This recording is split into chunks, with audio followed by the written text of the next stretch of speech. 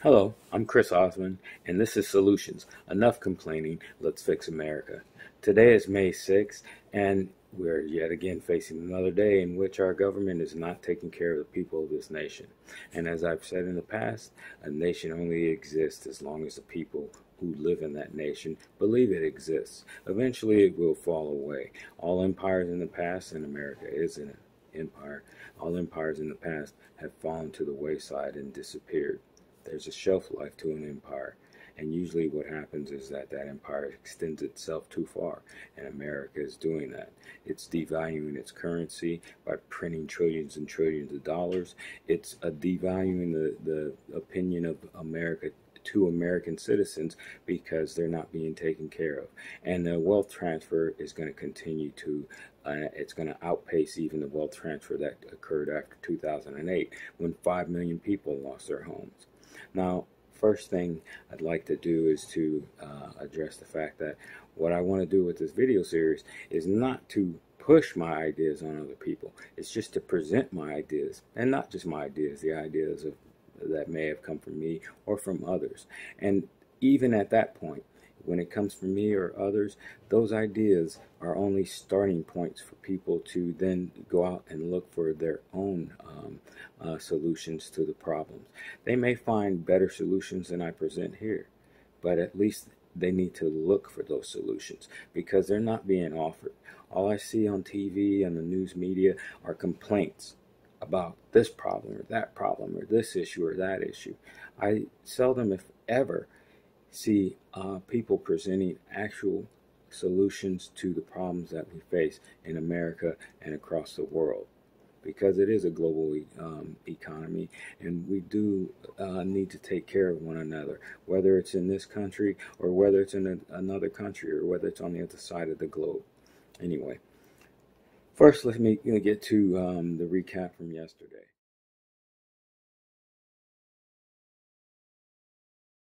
The first one being how certain states, or at least one state, is having to sneak COVID-19 supplies into the state under armed guard because of their fear that the federal government will either confiscate or in other cases they've actually outbid states for some of these supplies.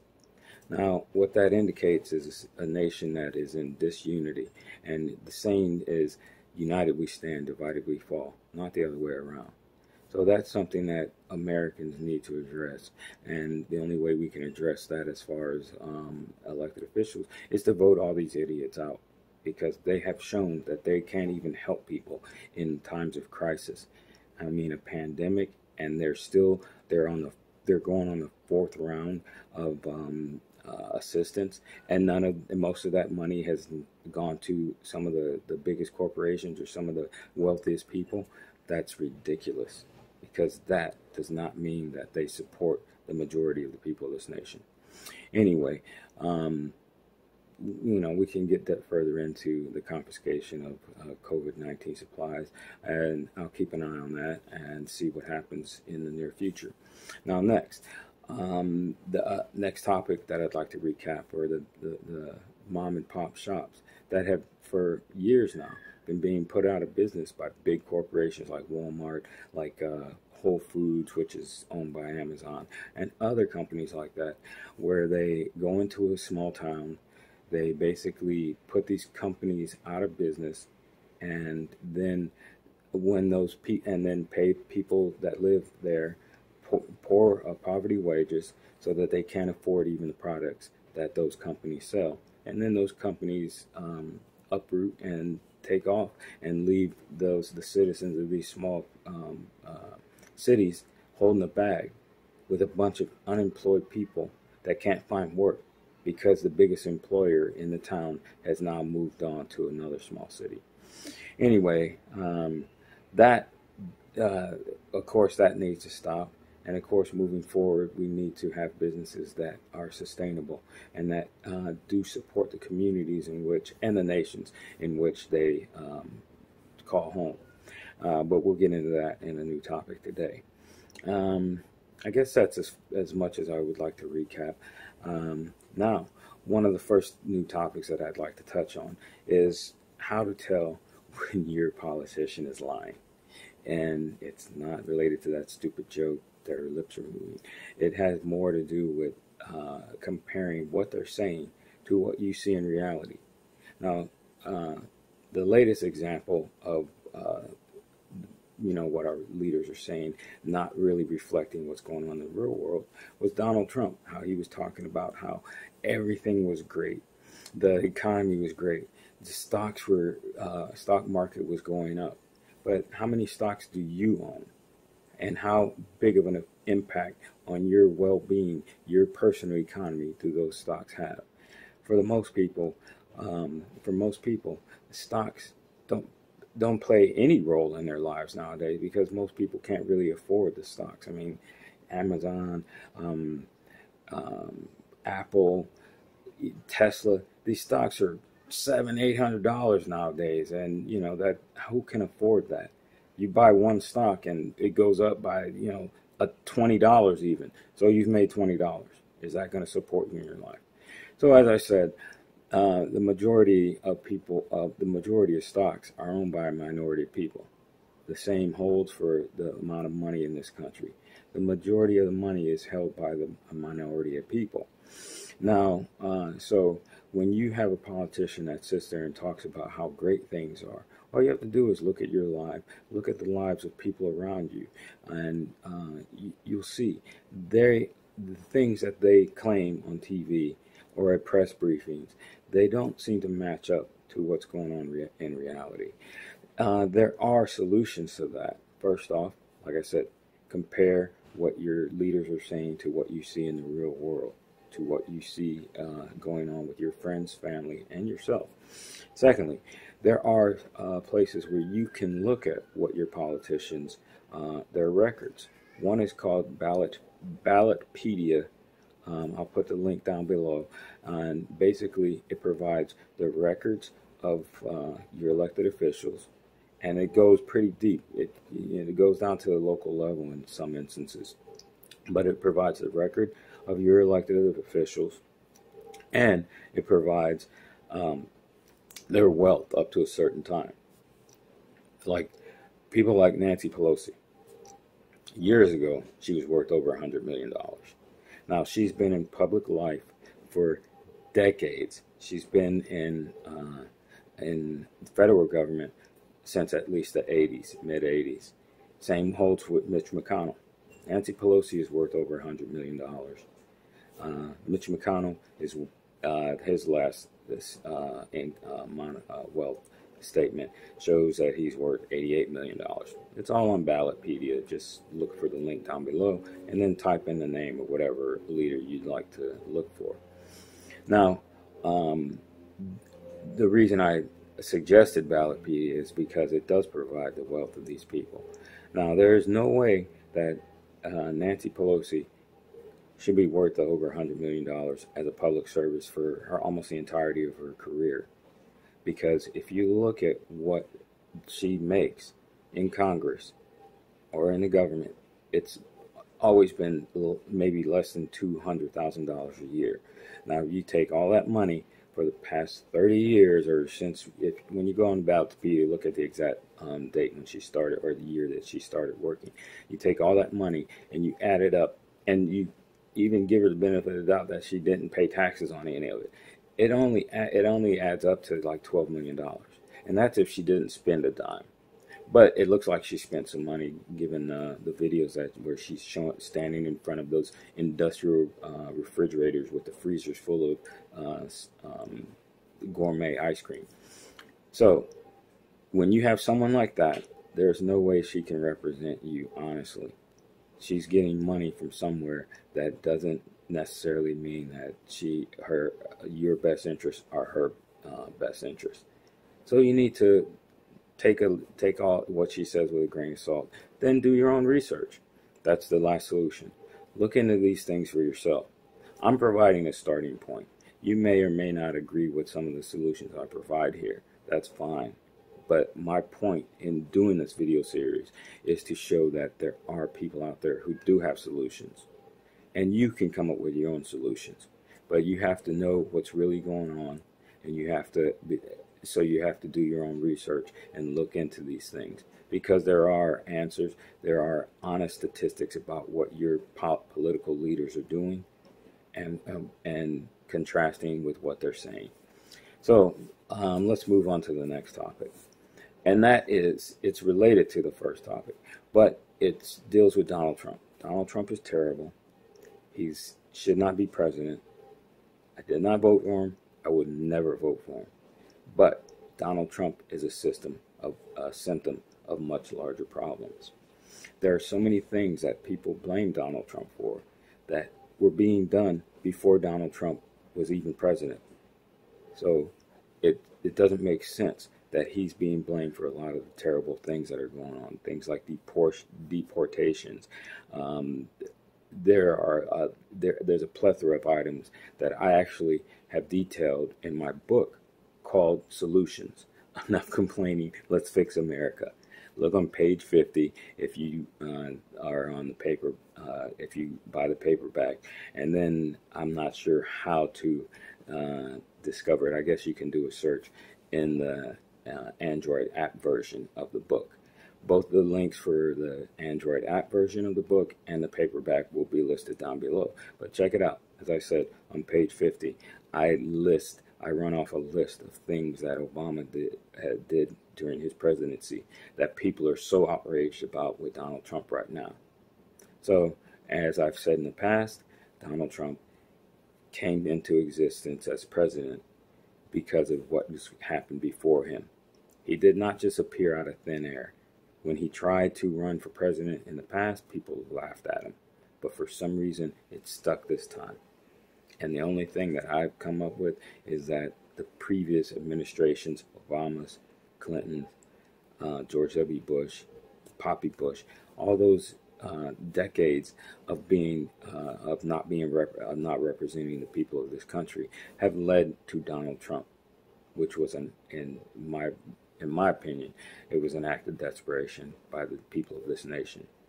So that's where we stand with Donald Trump. He is a terrible president. He's handled COVID-19 terribly, but he's not alone in the lacking of assistance that needs to go out there, because all of the trillions of dollars that's been printed up and gone to wealthy people or wealthy corporations, the Democrats had to vote for that stuff. So how is it that Donald Trump is being blamed as the sole problem? And when he goes away, the people that voted to give the money to the rich and these CARES packages, they're still going to be there. So the problem will persist. It's not just Donald Trump. If you look at the recovery from after 2008, 95% of the income went to 1% of the people. 5 million people lost their homes because Obama and Timothy Geithner chose to help the banks out, but not to help out homeowners. And I know people are going to say, "Oh, but those homeowners bought homes that they couldn't afford." That there's no way that's the case with 5 million people. So that's a dishonest talking point that people put out there. So 5 million people lost their homes. The bankers that committed the fraud, none of them went to jail. As a matter of fact, the statute of limitations sunset under Obama's term. So you can't even charge those bankers with the crimes that they committed anymore. It's not even possible to do so. And worse still, two particular bankers, Jamie Dimon and Lloyd Blankfein, they have personally become billionaires since 2008. So not only did they not get charged with the crimes they committed, but they also benefited to the tune of billions of dollars. There's something wrong with that picture, and that wasn't Trump that allowed that to happen. And again, I know people will be like, "Oh, you're an apologist for Trump." I did not vote for Trump. I will never vote for Trump. I think Trump is a terrible president. I don't know how many times I've heard people put that disclaimer out that they do not like Trump, they did not vote for Trump, and they still get blamed for Trump. Anyway, now, the next thing, or the last topic I'd like to discuss, are slave wages in America. And the reason I call them slave wages is because, despite the fact that people will tell you, oh, people have the choice to either take the job or not. Many people don't have that choice, because the choice is either take the job that barely pays what you need to live, or starve. Those are not equal choices.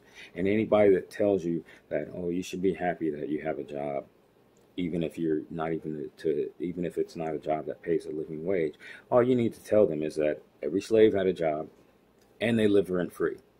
Now, what companies and corporations can do is they can pay such low wages that people have to go into debt to cover the expenses that aren't covered by their wages.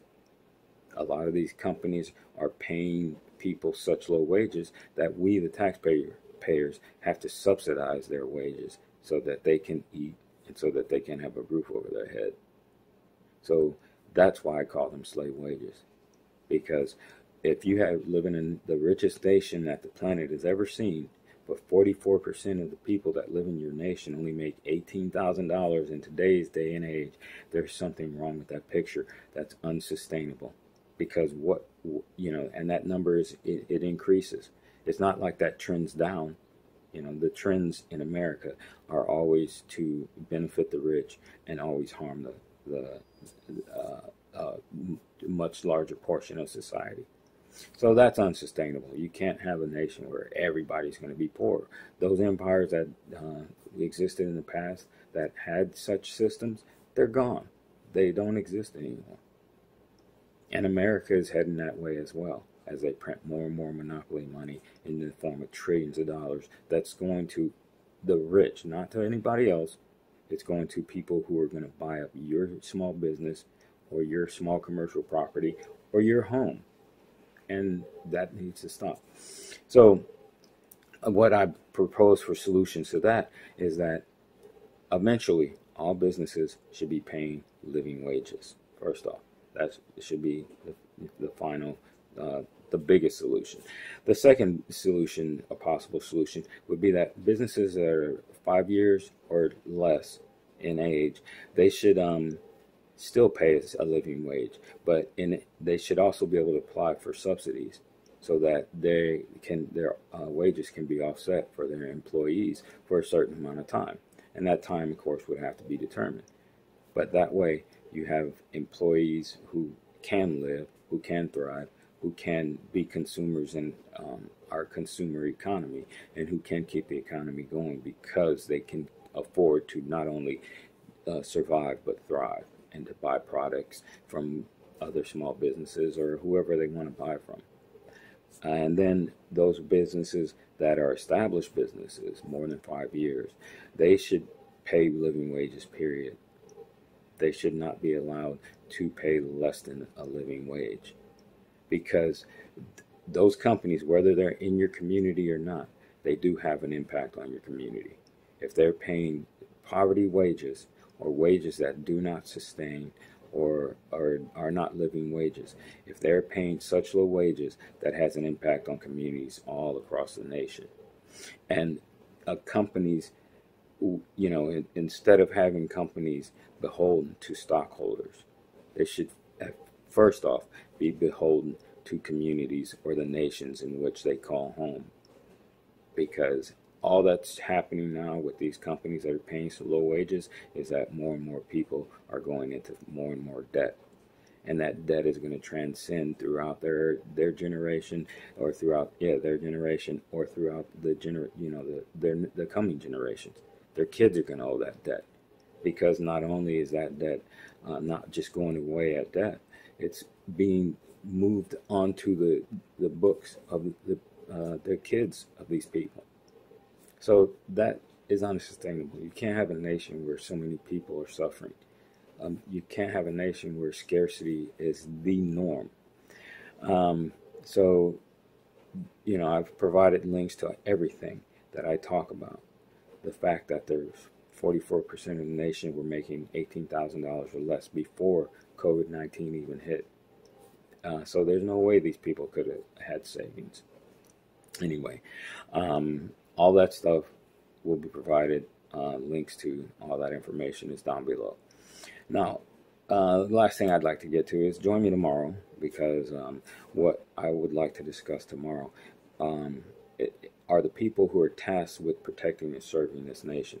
People like the military, our police, our firefighters. Those people have in the past been attacked for being some of the biggest drags on our economy. Maybe not the military, but firefighters, police, teachers, nurses. They were all being attacked for being the biggest drag on our society.